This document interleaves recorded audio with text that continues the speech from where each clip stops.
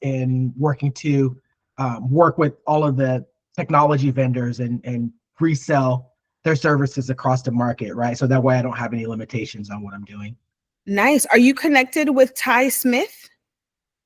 I actually just connected with oh my God, what's his wife's name recently? And that's how I connected with him as well. Yeah, Ayana, yeah. So I connected with her at an event this week, and then she connected me to him also. Perfect.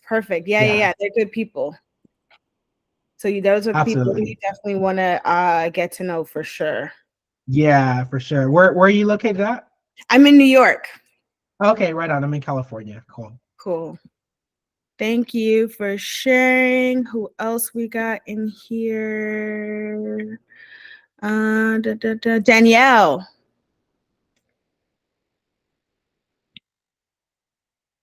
Be able to come off mute. Hi, good morning. Hello, good afternoon. Hey. Good afternoon. You're right. Yes, good afternoon. Good afternoon, everyone. Or good evening, depending on where you are. Right. Perfect. All right, cool. So we have a packed agenda today. I wanted to make sure that we left with as much information as possible. At the end, I'm going to give away an offer for a free session with me. So if we don't get to tackle something that's specific to your role or your industry, please take advantage of the offer at the end of the session so that we can chat and have some takeaways that are specific to you. I know we had like 30 people on the invite. So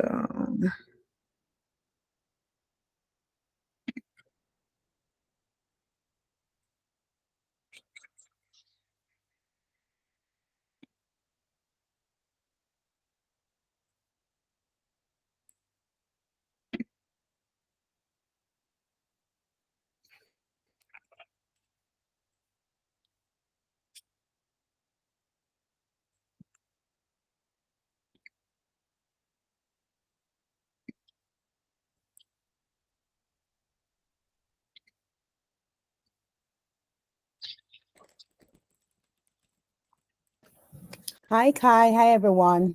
It's 5:04 WAT, and as soon as it's 5:05, we can get started, please. I don't want to keep those here waiting as well. perfect. I'm ready whenever y'all are ready. So we got 1 more minute for some folks to pop in, and we're just going to get going. Yes, please. Perfect.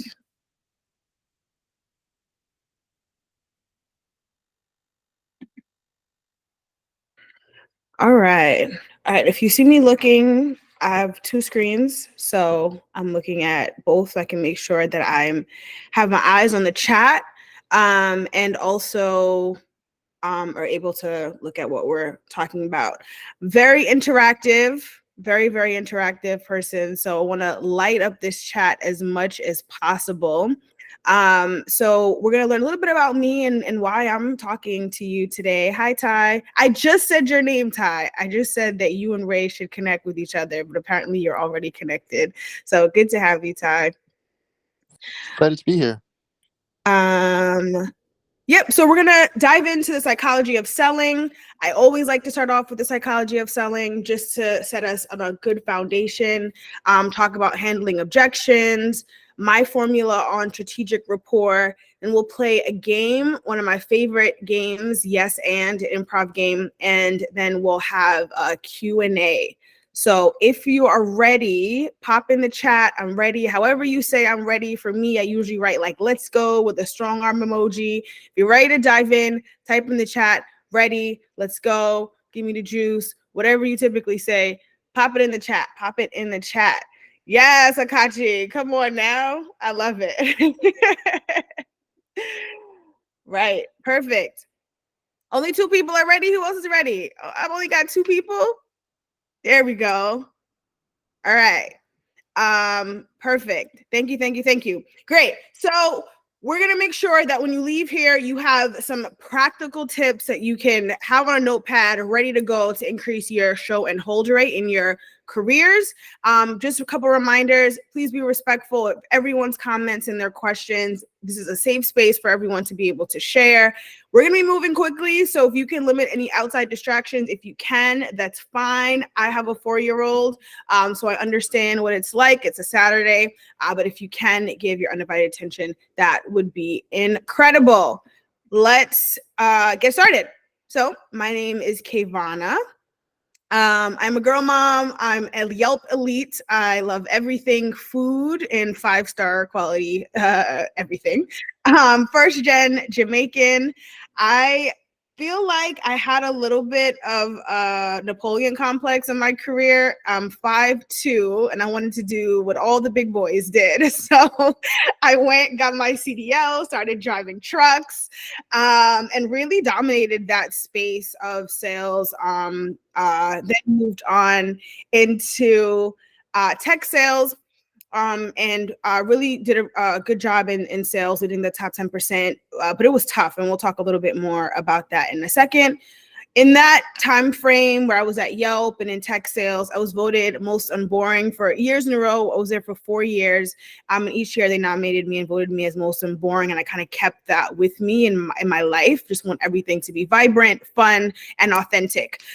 So that's my brand. That's what I stand by. That's how I coach. And all the boring stuff at the end, things that I offer, we'll talk one-on-one and we'll have chats. But ultimately, I want to make sure that everyone around me has the tools that they need to be successful, have a long career, have a healthy career. A lot of times we don't get the support that we need, and we get thrown into these environments and we hit a ceiling or we hit a roadblock and we don't have what we need to thrive. And that is my mission and my goal with my business, KPA. Cool. Let's do the fun stuff with the psychology of selling.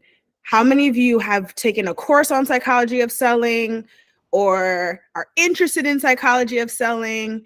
Who's already kind of into that bag like me? Who's a psychology nerd like me? Anybody? Yes, no, just me, maybe. Wait, 1 through 5 in the chat. 1, like, never done it, not interested. 5, like, yeah, this is my thing. I like psychology of selling. Put it in the chat. 3, middle of the road. Cool, cool, cool. Yes. Hi to all the folks that are just joining. Hello, hello. 3, who else?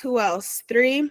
All right. Well, you're going to get some notes now. Hopefully you got your pen and paper. Like I mentioned, I always like to start with psychology of selling as a foundation.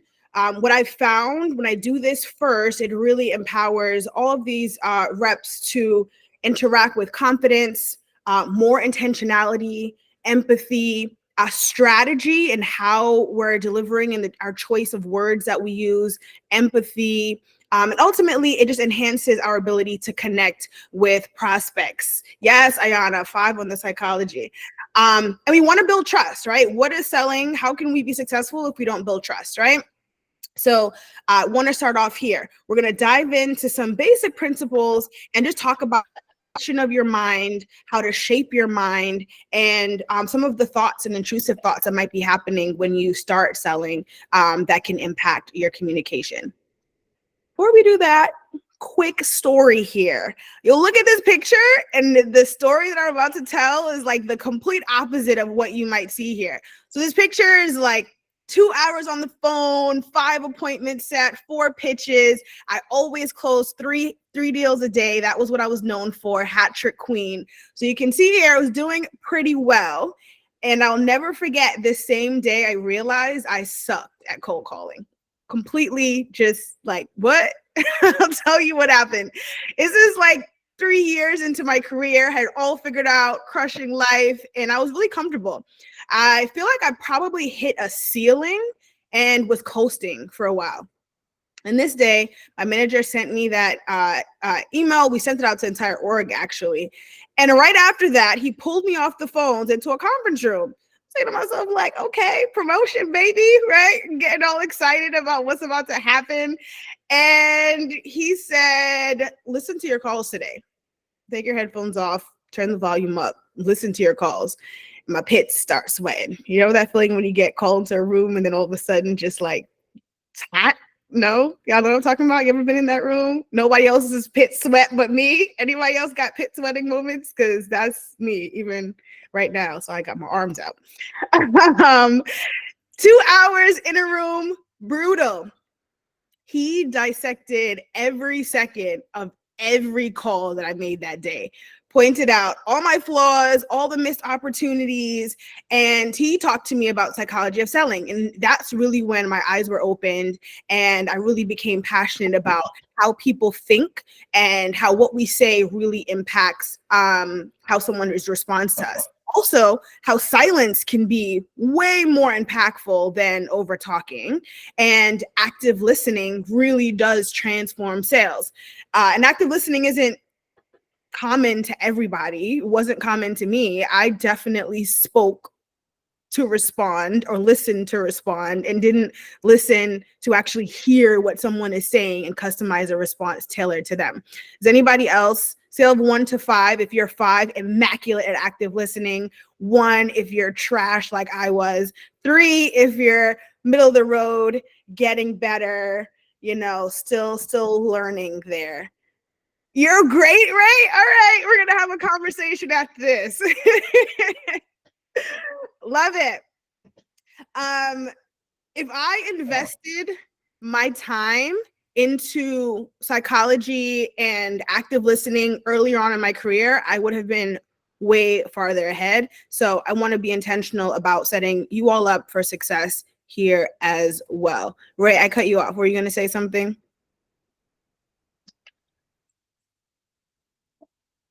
Good. Cool. So conditioning your mind. I always say you got to be a little cuckoo for Cocoa Puffs to be willing to sign up to be a seller, especially outbound cold calling sales. We a little bit cuckoo. It's okay though. It's all right. We a little cray cray. Due to the amount of rejection that we have to receive on a day-to-day basis, that's just not normal. Our bodies are not designed to handle the level of rejection that we have to take, making 80 to 100 cold calls every single day. Did you know that rejection triggers the same areas of the brain as physical pain? Has anyone heard that? Oh, there we go. Look at that. Has anyone heard that before? That rejection triggers the same areas of the brain as physical pain? You've heard that before? Yeah. The same way that you quit going to the gym after a few weeks because, or not even a few weeks, maybe a few days, few hours, because it's just too painful, and your body's like, what are you doing?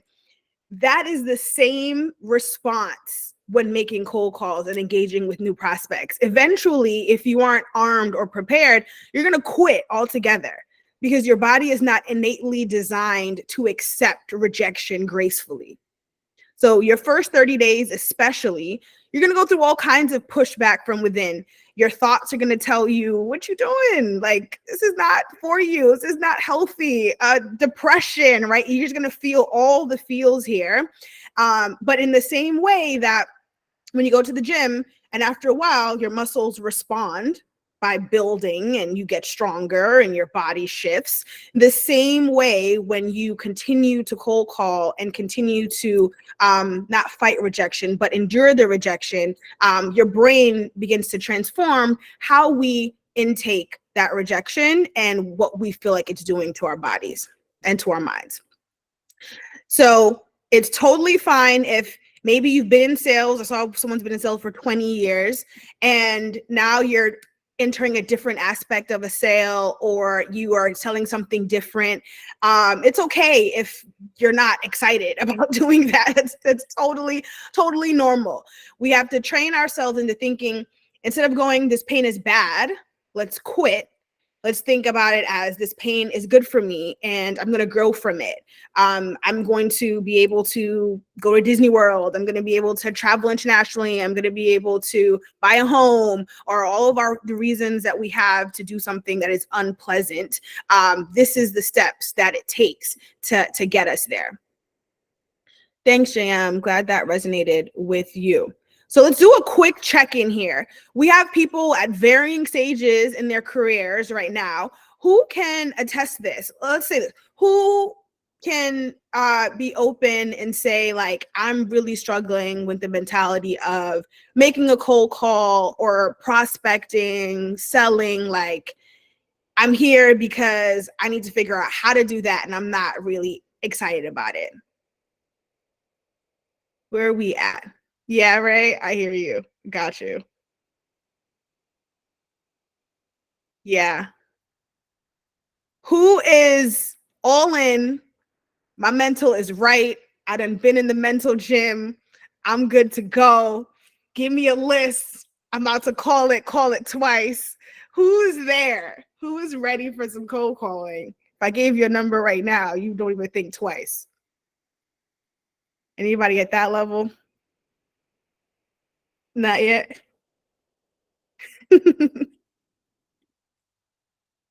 Let's see. All right. Well, then we're all in the right room because we're going to get there. We're going to get there. All right. Let's talk about switching gears a bit from psychology to what really impacts us, which is objections. Which one wins games? Right in the chat. Which one wins games, offense or defense? I need everybody's response here. Which one wins games, offense or defense? I need to have about 13 responses. Okay, offense. All right, 10 more responses both times. All right, 10 more responses. Let me get everybody in the chat. I'm very patient, so we can wait. Who we got? We got two-way player, offense and defense. Y'all are cheating. You got to pick one. You got to pick one. One. All right, offense, defense. And we got some cheaters here who are not picking. All right, so I want you to stand flat-footed on that answer. Honestly, this is the first time that I've had more offense answers. And I think it's because you guys know where I'm going with this.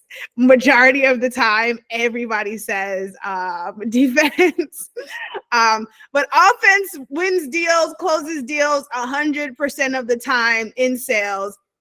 We're going to talk about, you got to score some points there. We're going to talk about how to identify some types of objections. We're going to work through the process of what I like to say is hug objections, right? Like, we have to hug them. We have to embrace them. Fighting them doesn't win. If you think about aligned football, right? Like, somebody's got to get past. But if everyone is strong enough, like, no one's going anywhere. It's going to be a stall, right? So let's talk about some types of objections. If you're ready, put ready in the chat.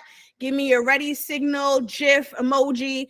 Let me know that I'm good to move on. Thank you, Ray. He's ready. Let's go. Love it. All right, cool. So first type of objections, true objections.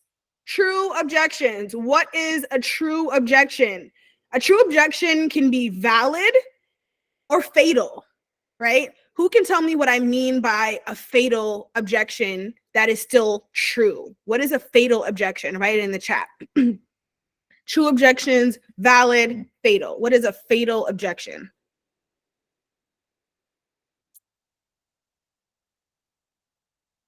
Who wants to give it a shot?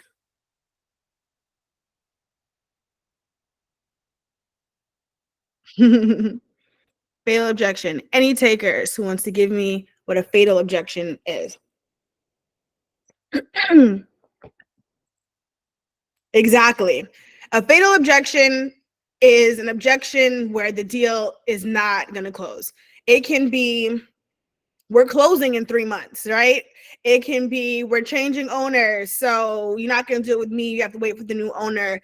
It can be, we're under construction right now, so we're currently closed for business, right? These objections are true, and they're fatal. You're not going to close that deal, right? So how do you know whether an objection is valid, fatal, true? Typically, an objection that's true, people are going to repeat it like the same way every single time. They're not going to change, switch up, stutter, stammer. If I'm pregnant and I'm 8 months pregnant, there's no way that I'm going to say, oh, I'm 6 months and I'm 8 months. Like, I'm 8 months pregnant. I'm not going to change that story, right?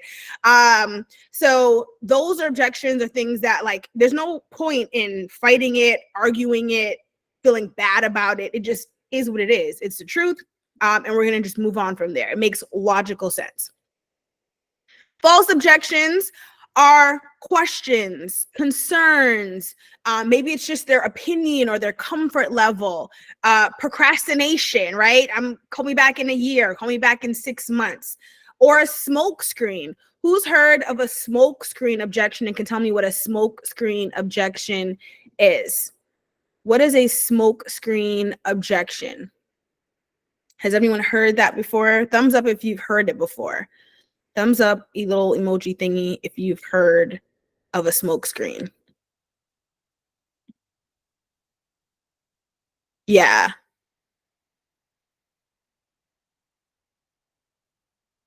Yeah. Yep. We have happy with what we have. Yep. Awesome. Yes.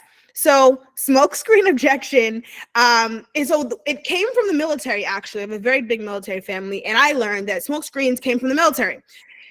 They're typically used by the infantry to mask or to conceal their movements from the opposite force. So in some cases, they're used to disorient them, distract them, drive off attackers, right?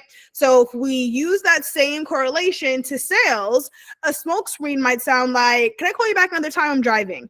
I just want to wait a few months because my kid's going to college. It's something that they say that may be true to them, possibly, but their underlying objection is that they don't feel safe, they don't see value, and they're not going to give you their time. So everything that they're saying right now is simply to disorient you, drive you off, and cause you to not pursue them anymore. And I'm sure we've all gotten some smokescreen objections. And if you haven't identified it before, now you'll be able to say, yeah, that was a smokescreen. I didn't realize what it was, but now I know that it is. Ty, we all do it. We all get cold calls. Perfect. So there are question objections. The question objections are honestly my favorite objections because I like giving what I like to call easy answers. Sometimes we overcomplicate our answers and we become very long-winded. I like to give the easy answer for a question. So, is there a fee? The answer is either yes or no. If there's a fee, say yes. Don't go in giving yourself more objections than you got, right? So you're afraid because of your past objections that because they're asking you if there's a fee means that they don't have the money, they don't have the budget or whatever. So we start saying, it only costs $100. That means that you could buy, 6 trucks with this or whatever. And it's like, he didn't ask you that. He just asked you if there was a fee. So give the easy answer, which is yes. Do I have to sign a contract? Yes. Give the easy answer, follow up with another question to move the conversation along. We don't want to leave a cliffhanger, which we'll talk about in a little bit. We don't want to overtalk the question objection because we're going to cause more confusion than is needed. So answer as simply as possible. If you can say yes or no, do that. If you can give one line, give that. The thing about this is, if they need more clarity, they will ask the same question in a different way. So trust that if your answer isn't sufficient, they will rephrase the question and you can give another answer or answer a different way. So don't feel obligated to give the whole shebang on the first question. Always move on by asking a follow-up or a closing or buying statement. If you don't, you're going to give up the control of the conversation and then you're going to lose your offensive position. Does this resonate with everyone with question objections? We have any over talkers in the room? It took me a while for me to give short and concise answers. So anybody else like me? Yeah, of course. Then there's concern objections. I've had bad experiences. I'm concerned about being locked in to this contract. The thing about concern objections is that we never want to assume someone's experiences in a negative way. Instead, just ask an open-ended question. Like, what has happened to you that has created that concern? Or how has being in this scenario impacted your business in the past? Or simply, why is this a concern? What we don't want to do is create an environment preemptively that is negative, that they didn't tell us is negative. So genuinely seek to understand, ask as many questions as possible that as you need to gain clarity, show empathy. And then once you do that, you can expose any flaws in the argument with facts about whatever your proposed solution is. Does everyone understand the whole concept of not assuming negative intent? The psychology behind that? Perfect. So have we learned to love objections yet? Who did not like objections and is now possibly viewing objections a little bit differently? Most people were on offense here anyway. So some of my defensive folks, who is on defense? Some of my defensive people, are you feeling a little bit more better about your offensive strategy now? We got, everyone said both. Perfect. This is one of my favorite images to talk through. And the psychology behind it is nuanced, but depending on where you are sitting at this table, right? One will see a 9 and one would see a 6. Objections are like sitting on the opposite side of this table. It doesn't give us the right to become combative or run over our prospects' values or shove our offerings or services down their throat because we're on opposite sides of the table. It's an opportunity for us to address whatever they're seeing on the other side and ultimately submit to them a new proposed solution. We're both looking at the same sheet of paper. We're both seeing two completely different numbers. My job as a seller is to first get up, walk over to their side, see what they see, why they see it, ask the questions, respond with empathy, gain clarity, understand their position. And then once I've done that, I can invite them over to my side and see if they can see what I see, and in turn, change their perspective and change their mind. When using this analogy, it's safe to then ask the question, did I earn the right for them to say yes? Or did I earn the right for them to give me more time or schedule a meeting? How do you earn the right?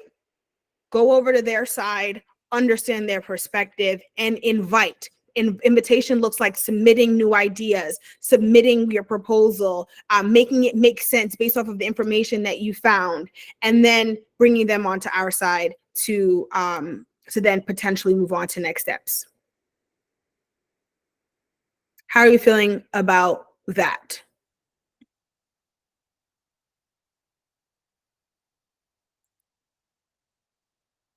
Has anyone thought about it in that way? Has anyone ever invited someone to your perspective as opposed to just kind of pushing your thoughts? Take a second of reflection and just internally ask yourself a couple of questions around what perspective shifts can I make to my script or my selling? Are there any opportunities in my confidence, in how I handle objections or how I respond to rejection? Then ultimately, just what level are you at in terms of your adjustment? If you've never made a cold call, then you're definitely not a 5. But if you have, then maybe you're somewhere in between. and then just challenge yourself to see what can you do, what situations can you put yourself in to learn to love objections and then to handle rejection a bit better. Yeah, sounds good. Sounds good.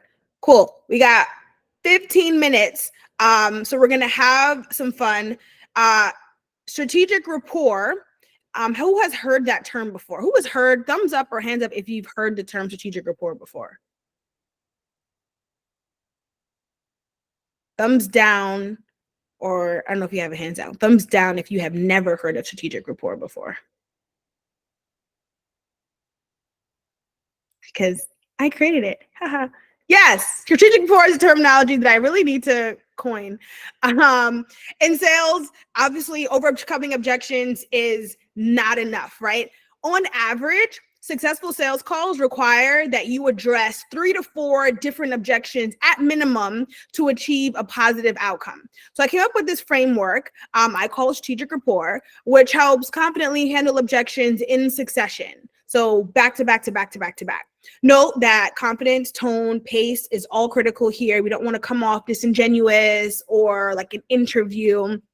So some context here is that a lot of the reps that I work with, the most common fear is not the actual act of making the call that's scary to them, but rather it's like the uncertainty of how the call is going to unfold. So what if they can't handle the objection? They don't feel prepared, that the bad is going to outweigh the good on this call. And I work with reps who struggle with call anxiety. And despite spending 8 to 10 minutes preparing for a call, researching, going on LinkedIn, Facebook, website, they still find themselves really paralyzed with fear of the outcome. So people who have a goal of setting 3 to 5 meetings a day, like it's frustrating to invest so much time researching a business and then you call and nobody even answers the phone to begin with, right? Spend all this prep time and no one even answers.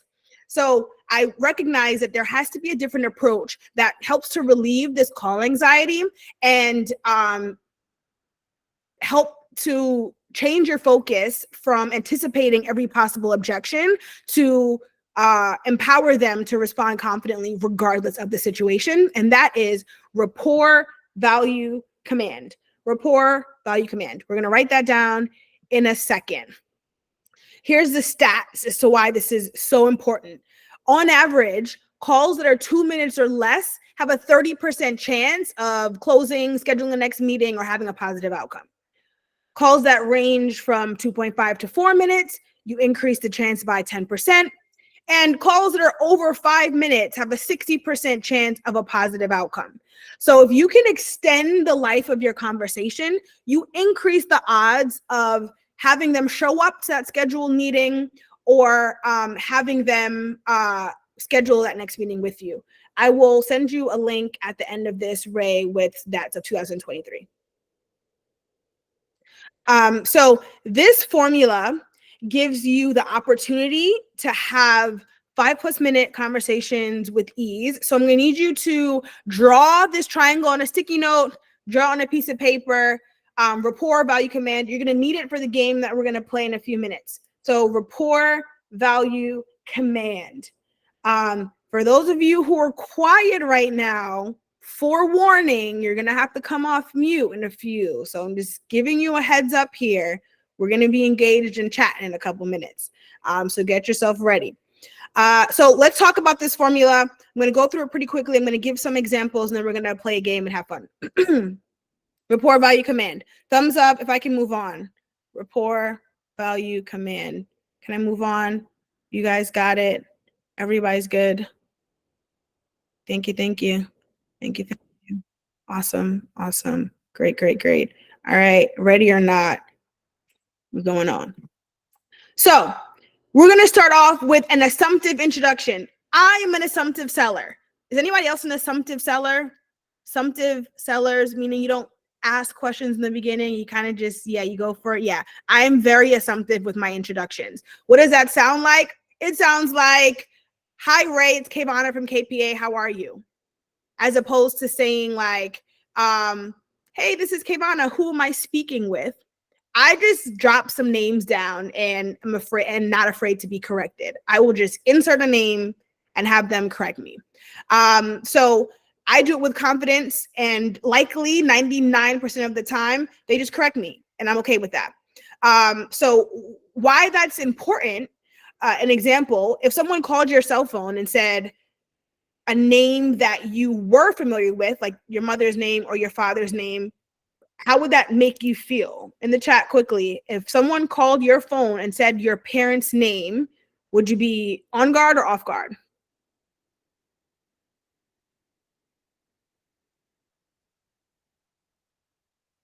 Yeah, off guard, right?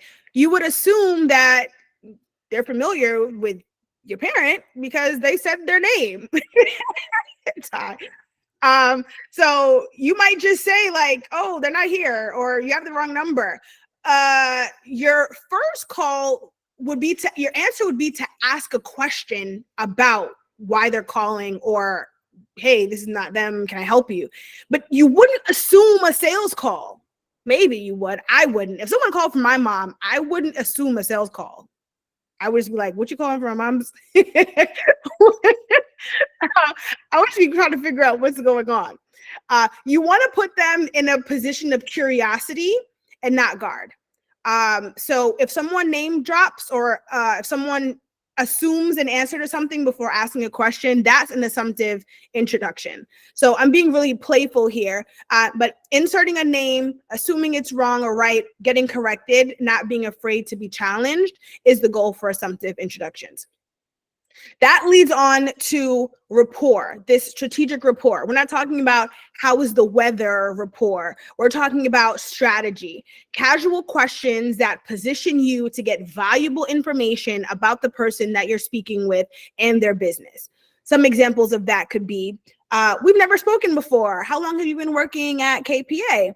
Nice, congratulations. Are you new to the industry? Are you new to the role? Or my favorite, you're the OG. You've been there for 25 years. I'm so honored to speak to you right now.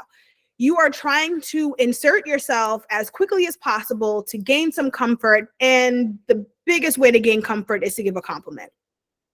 So saying that we've never spoken before creates a feeling of familiarity and also some FOMO that you might not know me, but you probably should, right? We've never spoken before.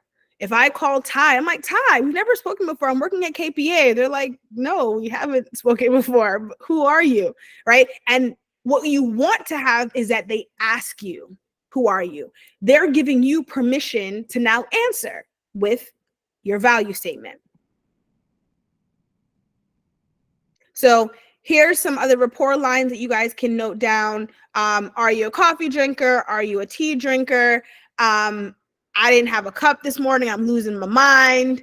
I have a daughter, so I usually will say or ask, do you hear Mickey Mouse playing in the background? And I know they don't hear it, but it's a way for me to talk about a personal fact about myself that makes me relatable, and then make them feel comfortable. I apologize in advance if you hear my dog snoring. Do you happen to have any pets? All of these things are the line in front talks about myself and invites them to talk about them in a non-business way, but you can then circle back and ask or use that information for a follow-up, right? So I don't drink coffee, I drink tea. Most people do drink coffee. If I know that they drink coffee and I say, man, Danielle, I had coffee this morning. I tried it because we talked about it last week and I spilled it all over myself. I'm done. I'm good. I want tea now, right? It's a way that I can use a fact that they have just given us or just given me to make it relatable, and I have less fear about going into that next call. If I know that they have a 4-year-old because I mentioned my 4-year-old, I can say, how's the Loyana doing today? How y'all doing? Whatever the case. You can go into that initial conversation with a little bit less trepidation because you have a fact that's not quite business related that you can use to gain some comfort. Cool? Yes, let me know when you do, Ty. It's a lot stronger to do this than say another rainy day in NYC, right? The weather is going to be the weather. right? It's going to be the weather. Everyone knows they can look outside their window. We don't necessarily have to talk about the weather every single time. That's boring. And we're living an unboring life in sales. Cool? All right. So putting it together, we got the intro, we got the rapport. Sounds like, hi, this is KPA from you. And I say, hey, this is Kavana. If I assume that your name is Samantha and I just say, no, let's go back. Let's say gatekeepers. Who's familiar with the term gatekeeper? Gatekeeper, someone who answers the phone on the business. JM, let's schedule some time after this to talk about that one-on-one. Okay, so gatekeeper answers the phone and says, hi, this is TSN, right? I say, hey, Samantha, it's Kavana. How's your morning going? TSN says, this is not Samantha. This is Gertrude. What can I do for you? I'm so sorry. I definitely took down the wrong name. But I'm Kavana from KPA. And who am I speaking with again? Gertrude? Awesome. We haven't spoken before. How long have you been working there? Say 15 minutes. Nice. Congratulations. You're the OG. I'm talking to you about insert value and moving on to the next step. So kind of got it so far. Assume a name as the intro. Use some strategic rapport by asking them how long they've worked there as a receptionist and congratulate them on that status. And then we're going to move on over to the value and command. At this point, they're anxious to know what you're calling about. They're like, who are you? Why are you talking to me about my kids? Why are you talking to me about my dog, my coffee and tea? What's going on here? You should have a solid elevator pitch. I'm not coaching to elevator pitches on this session. You should have a solid value prop that you're giving and you insert that right away, right? So why are you calling? We're not avoiding that question. We are answering with a value and we're moving on with a command. The command is really important because we don't want to leave that cliffhanger. Who's heard of cliffhangers? Cliffhanger. Who's heard of a cliffhanger?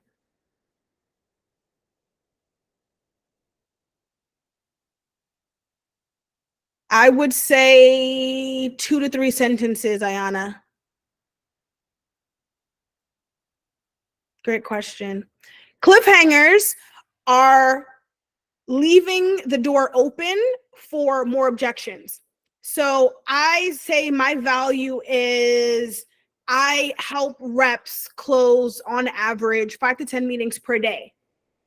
If I don't insert a command at the end of that, naturally what's going to happen? If they say, Kavana, who are you? What are you calling about? And I say, oh yeah, my name is Kavana Parker. I help reps schedule 10 to 15 meetings per week. What happens if I leave it there? It's either going to be another question or an objection. Would you agree? Thumbs up if you agree with that. It's typically how it goes. An objection. Exactly. Now, if I say, hi, I'm Kavana from KPA. I help reps schedule 10 to 15 minutes per week. What does your calendar look like on Wednesday at 3 p.m. for a call? So yes or no. There's likely going to be an objection. At least I have commanded an action and I can then pursue from there whether it's either I don't have the time there and I could propose a new time or I can handle whatever objection that they gave. Where you're putting yourself in a stronger position to get an answer for a time, rather get a question about your validation of who you are. Yeah, I love the letters. Great. So putting that all together. Kavana with the deal. Woo! Yeah, that's me. So hopefully it doesn't replay. Okay, great. That gets you to close one deals. That was my last deal as a rep, my 5th deal that day, all from personal fact, business fact, targeted value. Because you said that you are closing 10 deals and you really want to close 15, I'm going to connect with you on hitting that 15 and then going with a command for scheduling a time. In this video, I was selling Yelp advertisements, online ads. All right, my favorite part, the yes and game. Who has done improv? Who has done improv before and has seen or heard of this yes and game? I don't even think we're going to have time to play it because we only have about 12 minutes. If I can go through this quickly. Improv. Okay, so I took improv. One of the games that we always played is yes and. We would stand in a circle and we would kind of popcorn ideas off of each other.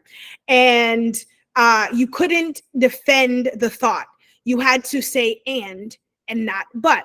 For example, one person would begin with saying, I think we should order Thai for dinner. The next person would say, yes, and we should get ice cream for dessert. Yeah, it's really great. And the other person says, yes, and with dessert, we should bring wine. And can we eat outside? And can we bring blankets, right? Like, we have to keep the conversation and the idea and the theme going. It's definitely easier said than done, but I implemented this activity in training because I was really tired of hearing the word but when reviewing sales calls. And it became a game changer for some people. So I'm going to breeze through these slides and then we're going to play it. So if you have questions, just make sure to book some time with me and we can go through it. But here, I just said it.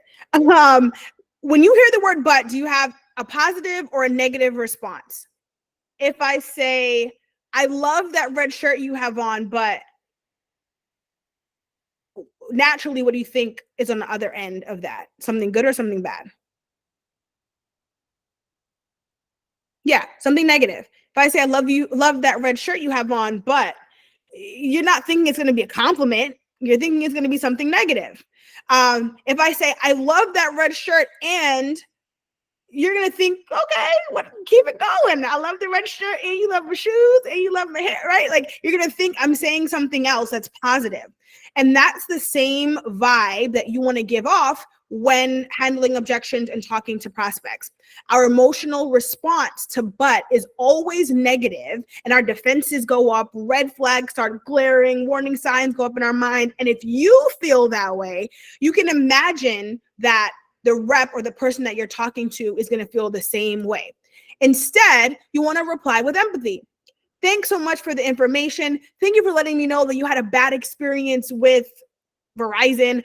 I'm just too busy to deal with this right now. I totally hear you. That I understand where you're coming from. It's been crazy for me too. Take a moment, pause, show some understanding, show some empathy, and then say, and here's what we can do to remedy that. And insert whatever so that they don't feel like you're combating them. They feel like you are adding value to whatever their statement is. So empathy statement, I completely understand. Thanks for letting me know. Follow that with an and with, I've seen this happen with other clients before, and here's how we're able to provide value. Or that's exactly why I'm calling. That's exactly why I'm calling is my favorite line because it throws them off. If someone says, I hate you and your company, and you say, that's exactly why I'm calling, they're going to be like, what? what do you mean? You said, that's exactly why I'm calling. I just could sense that the vibe was off. I could sense that things weren't going to go so well. So I braved it. My armpits are sweating. I just wanted to call you and let you know that I want to understand why we're having this friction or why this is working for us. If they say, I signed contracts, I talked to you guys before, I will never work with you. Listen, that's exactly why I'm calling. I really want to make sure that we do this interaction better than how it started, right? And then continue with value. The exactly why I'm calling line will have them shooketh, okay? If you leave with nothing, leave with that one.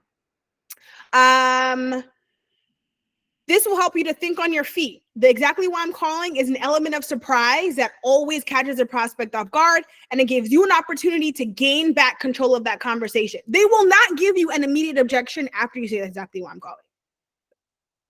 I can almost 99% guarantee you that if you say that's exactly why I'm calling, they're going to be so thrown off, they're going to let you talk or they're going to hang up. But it's one extreme or the other. You're either going to get another 2 minutes or they're going to bang it on you, one way or the other. Take your odds. I'd say it and take the odds of responding with empathy. I get it. That's why I'm calling. I know that this is not an ideal time to have this conversation. I don't think it ever will be. Want to give you your time back. Before we do that, let me just talk about what it is that insert whatever the case may be, or I value your time. I'd like for us to take a look at the calendar to find out when we can really hash this out. I'm a big girl. Nothing you say is going to, make me hurt my feelings or whatever the case may be. All right. So if these are some examples. Thanks for the information. You can try back another day. Yes, I understand that you're busy. I'd like to give you a call back. You guys, I feel like, are catching on pretty quickly. So let's go on to the game. So here's how the game's going to work. I'm going to pick, 4 people raise your hand. 4 people raise your hand. Don't be shy. 4 people raise your hand because we won't have enough to go through everyone. Perfect. Let me see who. So we got JM. 3 more. 3 more, please. 3 more people. Don't be shy. Let's go. 3 people. Ty. Perfect. 2 more. 2 more. 2 more. Thank you. Olu. Yeah, perfect. All right, cool. Here's what we're going to do. You're going to come off mute.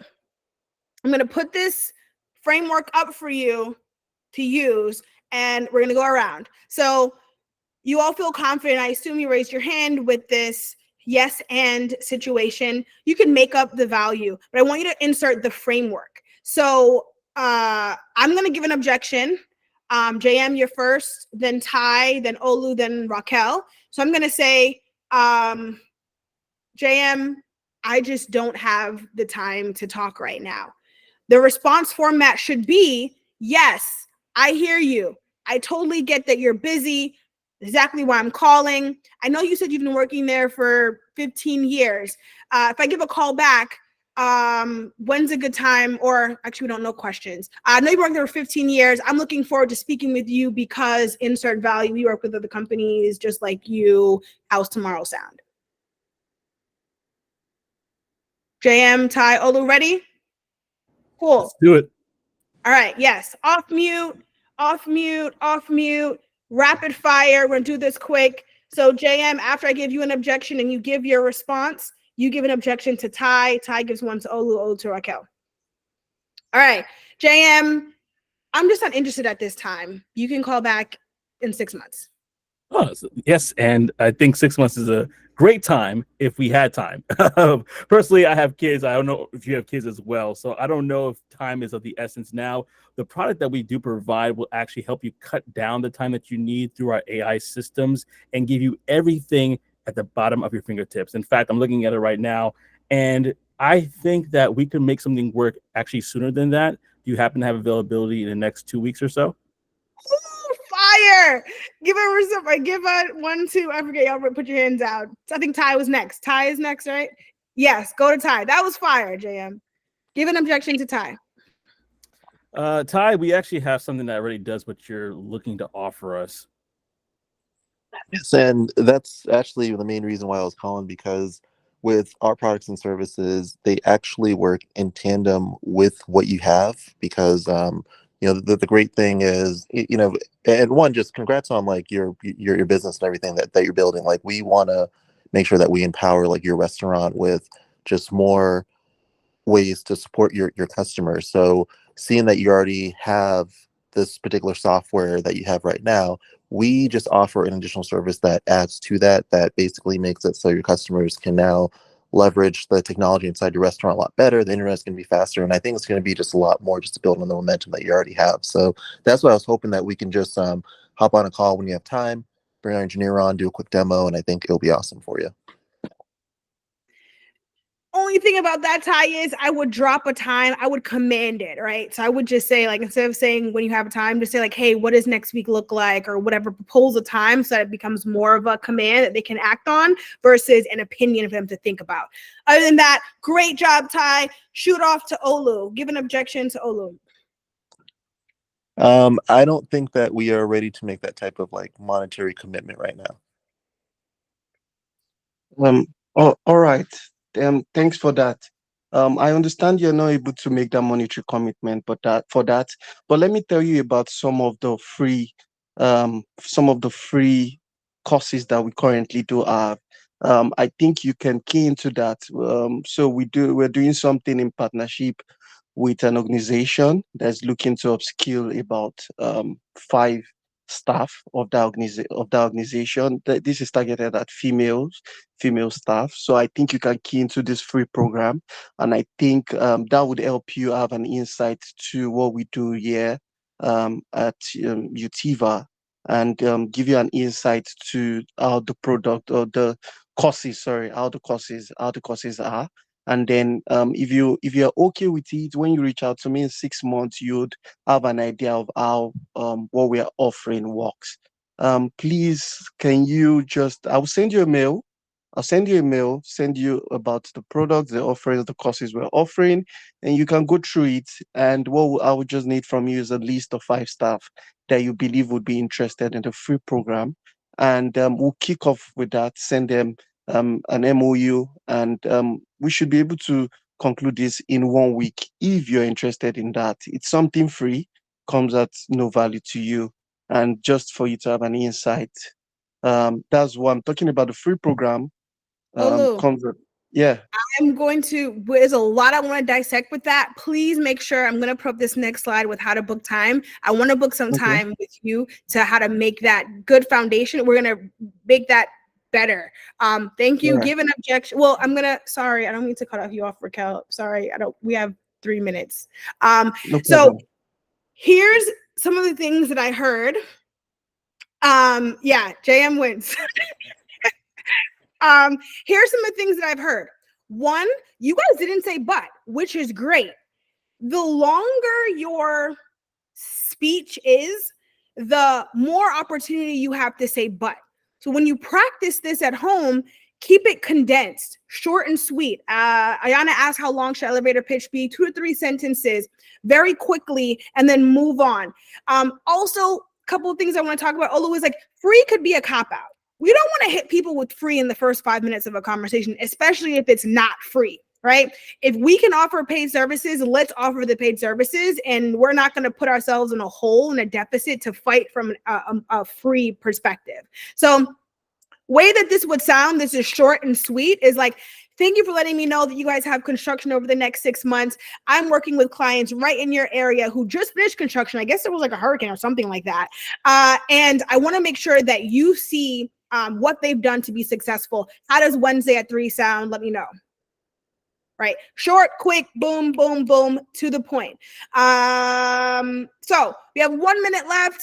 And I want you guys to be able to book some time with me. Thank you all for being so responsive and chatting. Like, there's a lot of areas that I feel like we can chat about based off of some of your comments in the chat. So if you can take your phone out and scan this QR code, or go to the link, which is talk.ac/my name. Yes, I love that. I love that this is something that's working for you right now. At the end, there's literally like 4 questions, and then there's a link to book some time with me. And I'm really looking forward to meeting with all of you. Hopefully all of you guys sign up, and we'll be able to chat. While you guys are doing that, I think Gertrude, you wanted to say, TSN, you wanted to say something at the end? So I'll pass it over to you while. Hi, Ivona. Thank you so much. This was a very insightful session. Thanks everyone for showing up. I really hope you got value. The conversation was pretty wholesome, and it's a lot to talk about when it comes to outbound prospecting. But I like that Ivona was able to, give us the insight she gave us on how to handle objections, even while you're having. My apologies, there are kids in the background. You're good. My apologies. We don't hear anything. Yeah, we don't hear anything. So yeah, thanks a lot, Ivona. I'll let you all enjoy the rest of the evening. Tech Sales Nexus is here for you guys to be a part of. We love to connect with other professionals doing what we do in sales, tech sales specifically. However, everyone in sales is welcome. So let's connect, let's learn and grow together. All right. Thank you. Yeah, so my connections show up on that link as well. So I'll keep it up for a few more minutes. I'll hang back if anyone still needs the link. So was everyone able to access it, scan the code and access it? Anyone have any issues?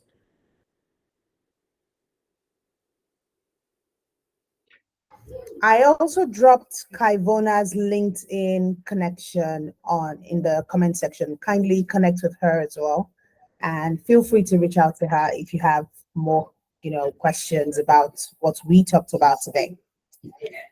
Yay.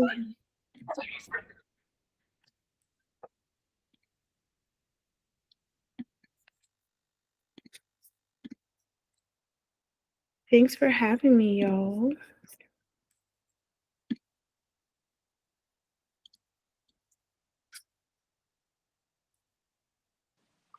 Thanks so much, Kaivona, for being here.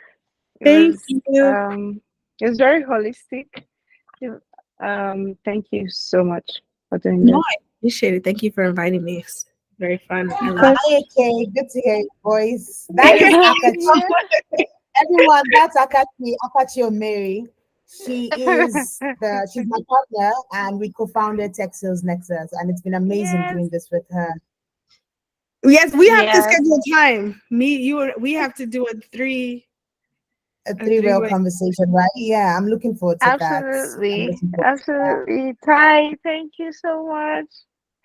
Yes, Ty, thank you. You're such a trooper. Thank you so much. Thank you, everyone, for coming. Thank you so much. Feel free to drop off if you want to drop off. But of course, connect with Kaivona. Scan the QR code. Awesome. Who is here? Ayana, Ty's wife. Yes, she's here. Oh yes, she I is. didn't know. I saw her. Hi. Your photo too. Yes, colors, smile, everything. Yeah, great session, Kaivana. Thank you. Thank you. So much. So it's Kavana, just so you know. Oh, I know the AI. We keep saying, oh my goodness. Okay, so we have a slang. Not a slang, it's an exclamation here in Nigeria, and it's Kai. Yeah.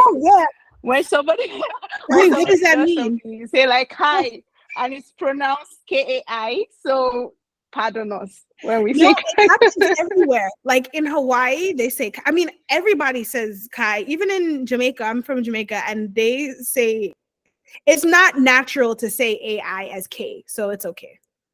All right. Thank you for understanding. No worries. Okay. No worries. Cool. Yeah, right. Cool. So I think everybody was able to use the slide. We can. I was also going to ask if you could share your slide with us, the deck. I typically don't give out my intellectual property. I can create a summary for you all to send out. It's okay. It's fine. As a recap. The session was recorded as well, so that works. Yeah. There are a lot of kids in the background. My apologies. It's a weekend. The sound isn't as bad as you think it is. Okay. Yeah, the sound isn't bad. Okay. All right. I don't know if you don't so know you know that.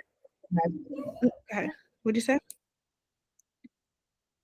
I'm gonna. I thought you were saying something. Please go ahead.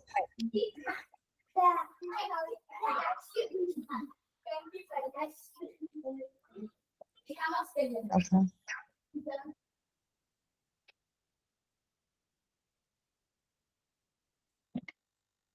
All right, everyone. I'm going to drop off now. Thank you. This has been amazing. Bye, everyone. Yeah, thank you. Bye, Thanks, everyone. Bye.